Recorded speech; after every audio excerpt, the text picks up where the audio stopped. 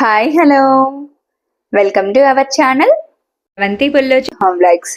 Today special recipes 4 రకాల హెల్దీగా prepare చేసుకునే టిఫిన్స్ రెసిపీని చూపించబోతున్నాను.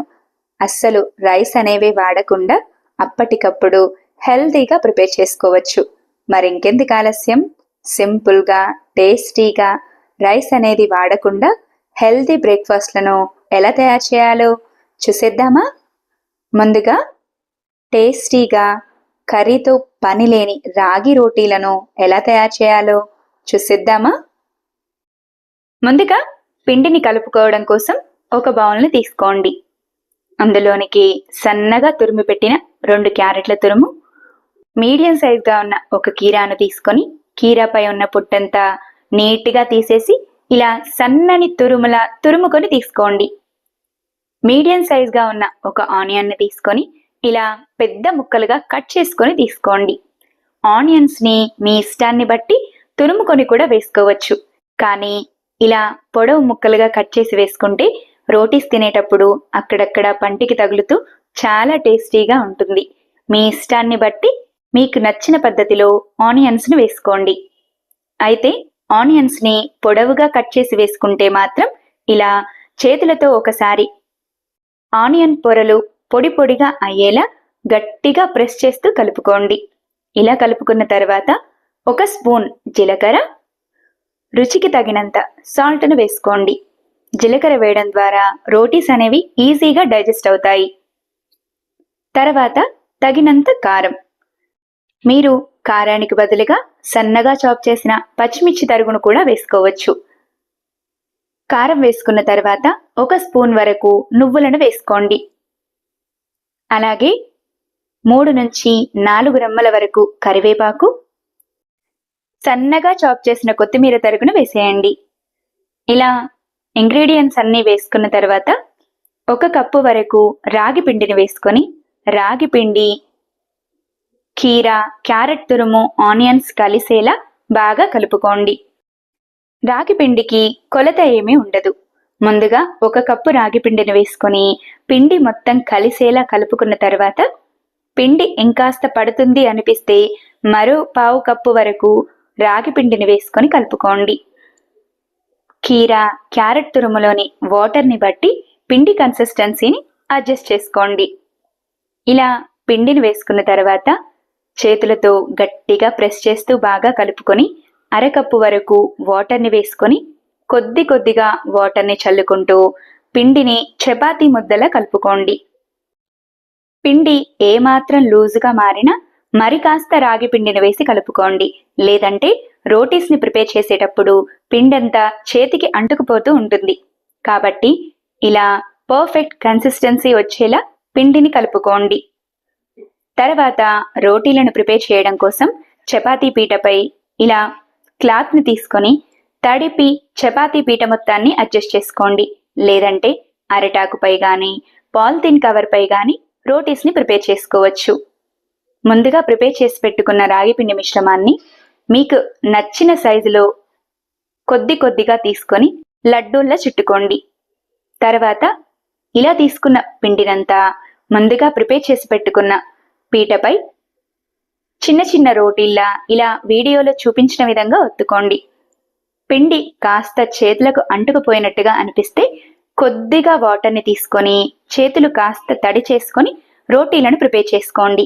ఇలా అయితే పిండి అనేది చేతులకు అంటుకుపోకుండా రోటీలు నీట్ రౌండ్ షేప్లోకి వచ్చేస్తాయి.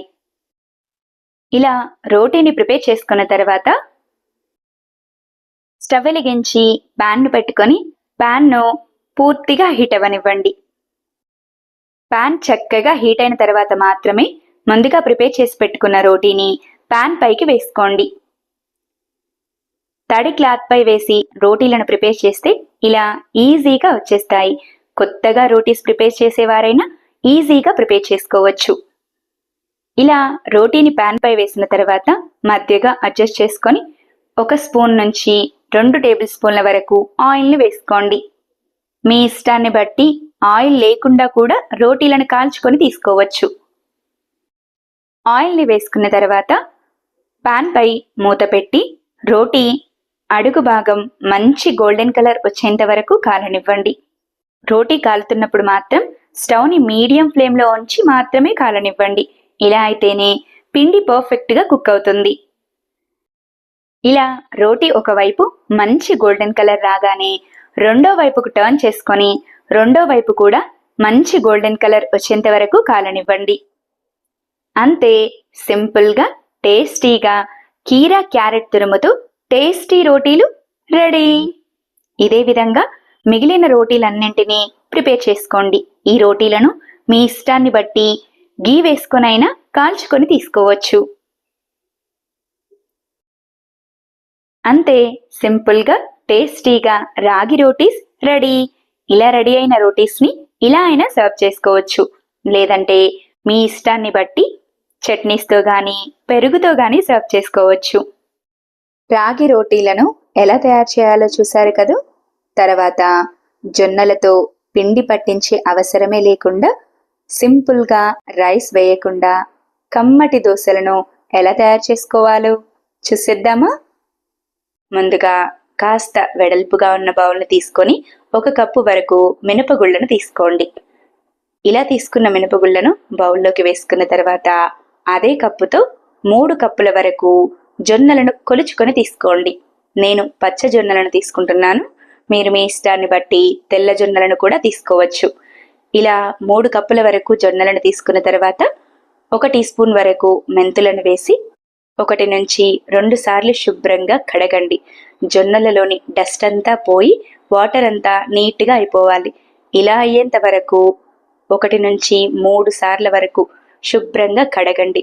తర్వాత మళ్ళీ జొన్నలు మునిగేంత వరకు వాటర్ని పోసి బౌల్పై మూతను పెట్టి 6 నుంచి 7 గంటల వరకు చక్కగా నాననివ్వండి.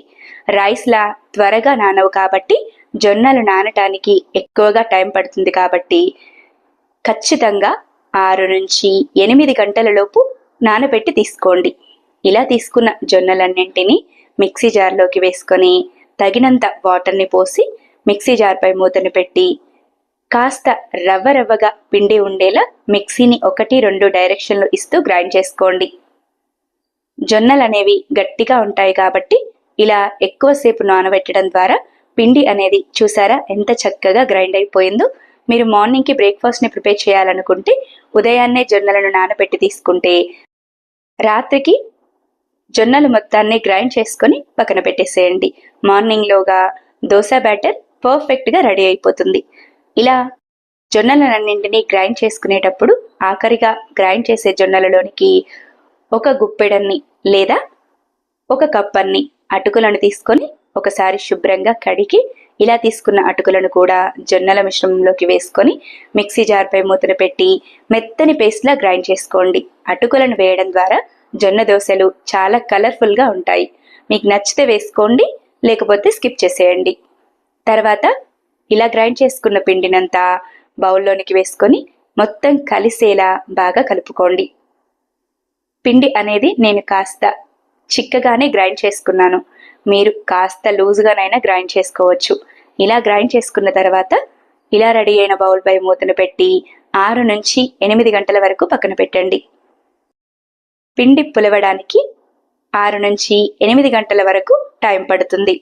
ఇలా చక్కగా పులిసిన పిండిని మొత్తం కలిసేలా ఒకసారి బాగా కలిపి మీకు అవసరమైనంత పిండిని మాత్రమే మరొక బౌల్లోనికి తీసుకొని కాస్త సాల్ట్, కొద్దిగా వాటర్ని వేసి పిండి థిక్నెస్ని అడ్జస్ట్ చేసుకోండి. పిండి మొత్తంలో సాల్ట్ని వేశారంటే పిండి ఎక్కువ రోజుల వరకు స్టోర్ ఉండదు, పుల్లగా అయిపోతుంది. కాబట్టి కొద్దిగా మీకు కావాల్సినంత పిండిని తీసుకొని ఇలా సాల్ట్ కలుపుకొని అప్పటికప్పుడు దోశలను ప్రిపేర్ చేసుకోండి. ఇలా మీకు కావాల్సిన క్వాంటిటీలో పిండిని బౌల్లోకి తీసుకున్న తర్వాత రుచికి తగినంత సాల్ట్, కొద్దిగా వాటర్ని వేసుకొని పిండి థిక్నెస్ను అడ్జస్ట్ చేసుకోండి. సాధారణంగా జొన్నలతో రొట్టెలను ఎక్కువగా ప్రిపేర్ చేస్తూ ఉంటాం. అలా కాకుండా ఇలా ట్రై చేయండి, సింపుల్గా రెడీ అయిపోతుంది. టేస్ట్ కూడా చాలా బాగుంటుంది. తప్పకుండా ఒక్కసారి ట్రై చేయండి. ఇలా పిండినంతా కలుపుకున్న తర్వాత స్టవ్ వెలిగించి ప్యాన్ను పెట్టుకొని కాస్త వాటర్ని చల్లి ప్యాన్ చక్కగా హీట్ అయిన తర్వాత కొద్దిగా పిండిని ప్యాన్లోకి వేసుకుంటూ గరిటెతో రౌండ్గా తిప్పారంటే ఇలా దోశలు రెడీ అయిపోతాయి.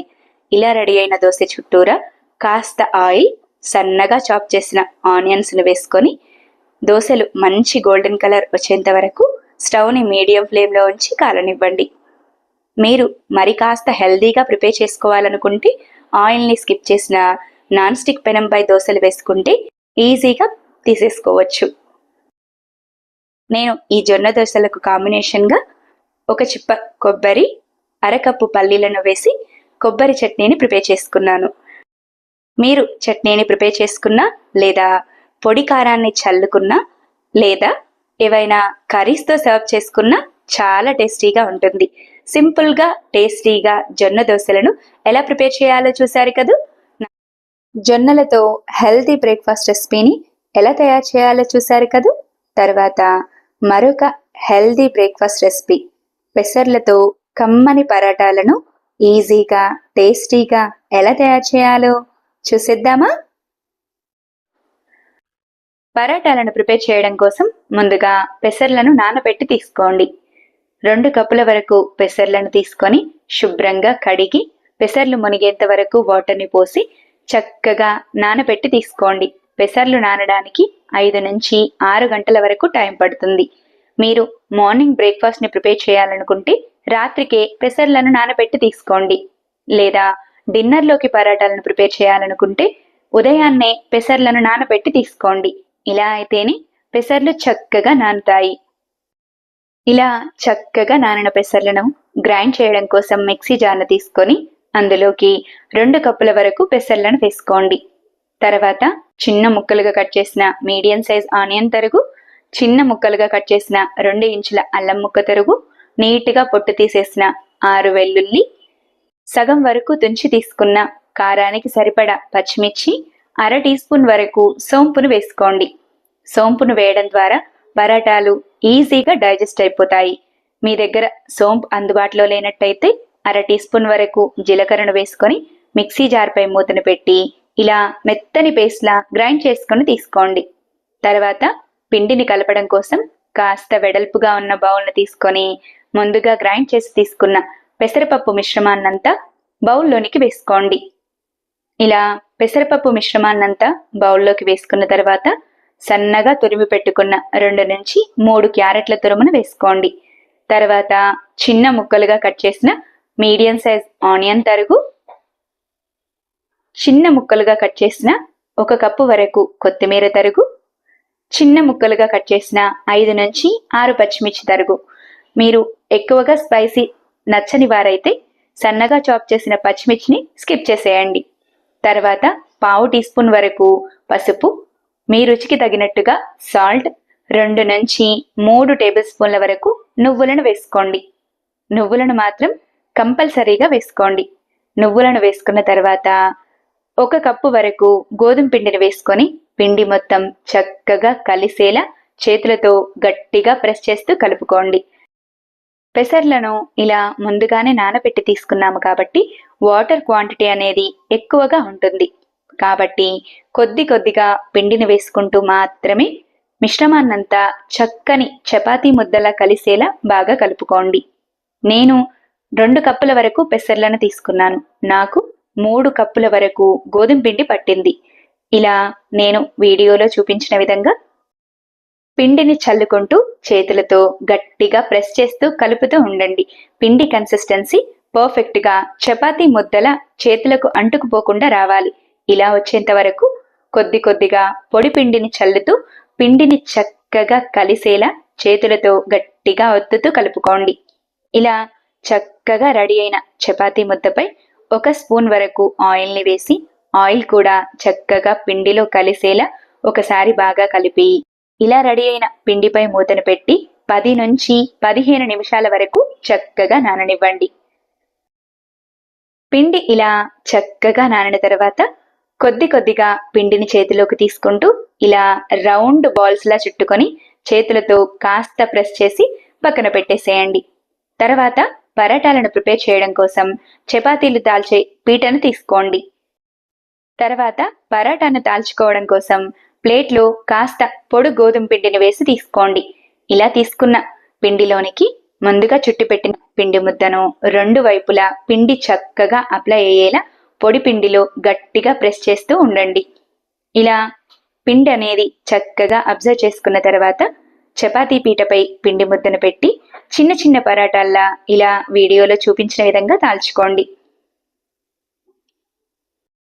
అయితే పరాటాను తాల్చేటప్పుడు చపాతీ తాల్చినంత స్పీడ్గా కాకుండా కాస్త పలుచగా వచ్చేంత వరకు నెమ్మదిగా రౌండ్గా తిప్పుతూ ఇలా వీడియోలో చూపించిన విధంగా తాల్చుకోండి. ఇదే విధంగా మిగిలిన పరాటాలన్నింటినీ తాల్చుకొని పక్కన పెట్టేసేయండి. తర్వాత స్టవ్ వెలిగించి ప్యాన్ పెట్టుకొని ప్యాన్ చక్కగా హీట్ అయిన తర్వాత ముందుగానే ప్రిపేర్ చేసి పెట్టుకున్న పరాటాను వేసి పరాటా ఒకవైపు మంచి గోల్డెన్ కలర్ రాగానే మరొక వైపుకు టర్న్ చేసుకొని కాస్త నెయ్యిని కానీ నూనెని కానీ అప్లై చేసుకొని రెండు వైపులా మంచి గోల్డెన్ కలర్ వచ్చేంత వరకు కాలనివ్వండి. పరాటాలను నెయ్యిని కానీ బటర్ని కానీ వేసుకొని కాల్చుకుంటే చాలా టేస్టీగా ఉంటాయి. మీరు మీ ఇష్టాన్ని బట్టి నూనెను కూడా వేసుకొని కాల్చుకోవచ్చు.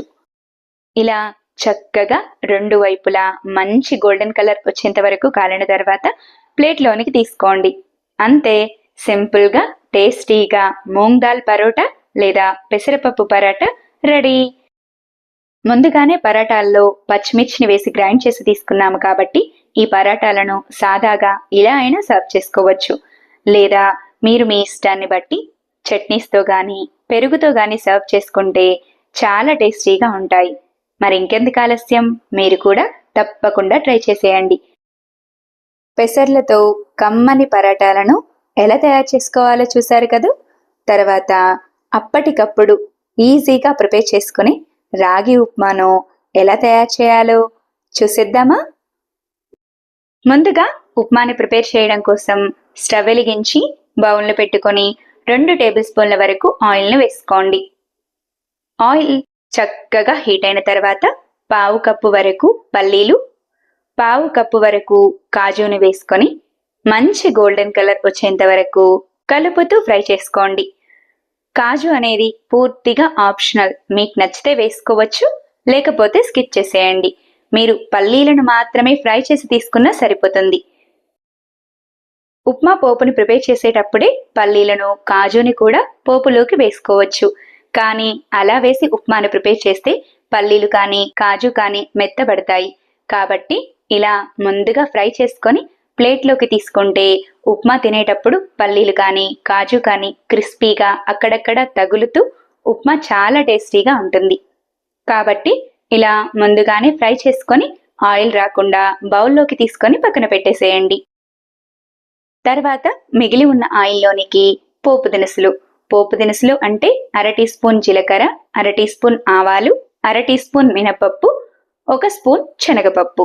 తర్వాత చిన్న ముక్కలుగా తుంచిన 2 నుంచి 3 ఎండుమిర్చి, చిన్న ముక్కలుగా కట్ చేసిన మీడియం సైజ్ ఆనియన్స్ తరుగు, పొడవు ముక్కలుగా చాప్ చేసిన 4 పచ్చిమిర్చి తరుగు, 3 నుంచి 4 రెమ్మల కరివేపాకును వేసుకోండి. తర్వాత చిన్న ముక్కలుగా కట్ చేసిన మీడియం సైజ్ క్యారెట్ తరుగును కూడా వేసుకోండి. క్యారెట్ కూడా పూర్తిగా ఆప్షనల్, మీకు నచ్చితే వేసుకోవచ్చు, లేకపోతే స్కిప్ చేసేయండి. హెల్దీయే కాబట్టి నేను చిన్న ముక్కలుగా కట్ చేసుకొని వేసుకున్నాను. క్యారెట్ ముక్కలను వేసుకున్న తర్వాత ఆనియన్, పచ్చిమిర్చి మంచి గోల్డెన్ కలర్ వచ్చేంత వరకు స్టవ్ని మీడియం ఫ్లేమ్లో ఉంచి కలుపుతూ ఫ్రై చేసుకోండి. ఉప్మాను ప్రిపేర్ చేసే కంటే ముందుగా మీరు ఇంట్లో ఏ కప్పుతో అయితే ఉప్మా రవ్వను తీసుకొని ఉప్మాని ప్రిపేర్ చేయాలనుకుంటున్నారో అదే కప్పుతో 4 కప్పుల వరకు వాటర్ని తీసుకోండి. కప్ మెజర్మెంట్ పర్ఫెక్ట్గా తీసుకుంటేనే ఉప్మా కూడా పర్ఫెక్ట్గా కుదురుతుంది. మీరు ఉప్మా కాస్త పొడి పొడిగా ఇష్టపడేవారైతే 3 కప్పుల వరకు కూడా వాటర్ని వేసుకోవచ్చు. ఈ వాటర్ వేసుకున్న కప్పుతోటే రవ్వను కానీ పిండిని కానీ కొలుచుకొని తీసుకోండి. ఇలా పోపులోకి వాటర్ని వేసుకున్న తర్వాత మీ రుచికి తగినట్టుగా సాల్ట్ను వేసుకొని బౌల్పై మూతను పెట్టి వాటర్ చక్కగా మసిలేంత వరకు స్టవ్ని హై ఫ్లేమ్లో ఉంచి మసలనివ్వండి. ఇలా వాటర్ చక్కగా మసులుతూ ఉన్నప్పుడు ముందుగానే వాటర్ని కొలిచి తీసుకున్న కప్పుతోటి 1/2 కప్పు వరకు సన్నని ఉప్మా రవ్వను తీసుకోండి. మీకు సన్నని ఉప్మా రవ్వ గనక నచ్చనట్టయితే 1/2 కప్పు వరకు గోధుమ రవ్వను కూడా తీసుకొని వేసుకోవచ్చు. ఇలా ఉప్మా రవ్వను తీసుకొని మసులుతున్న వాటర్లోకి కొద్ది కొద్దిగా వేసుకుంటూ వాటర్లో చక్కగా ఉండలు లేకుండా కలిసేలా బాగా కలుపుకోండి.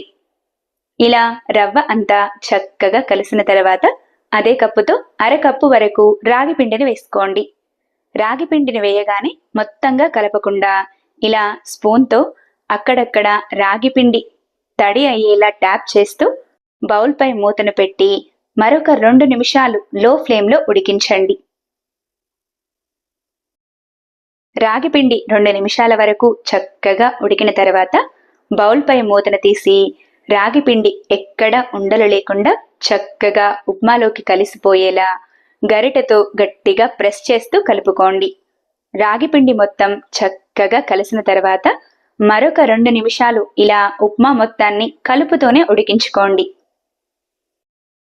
ఇలా రవ్వ పిండి చక్కగా వాటర్ని అబ్జర్వ్ చేసుకొని ఉప్మా పూర్తిగా దగ్గర పడిన తర్వాత 1 స్పూన్ వరకు నెయ్యిని వేసుకోండి.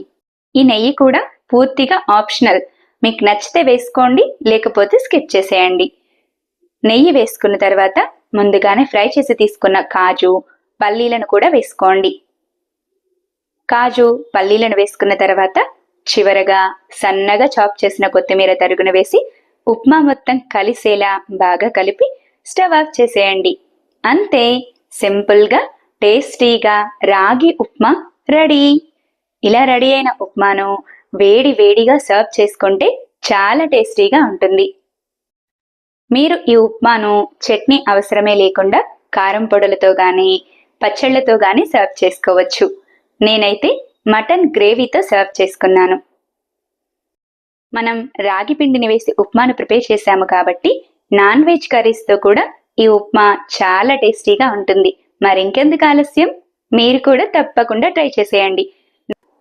సింపుల్గా టేస్టీగా హెల్దీగా రైస్ అనేది వాడకుండా డైట్లో ఉన్నవారికైనా డయాబెటిక్ పేషెంట్స్కైనా లేదా హెల్తీగా బ్రేక్ఫాస్ట్ని తినాలనుకుంటున్న వారికైనా 4 రకాల రైస్ లేని హెల్తీ బ్రేక్ఫాస్ట్ రెసిపీలను ఎలా తయారు చేయాలో చూశారు కదూ.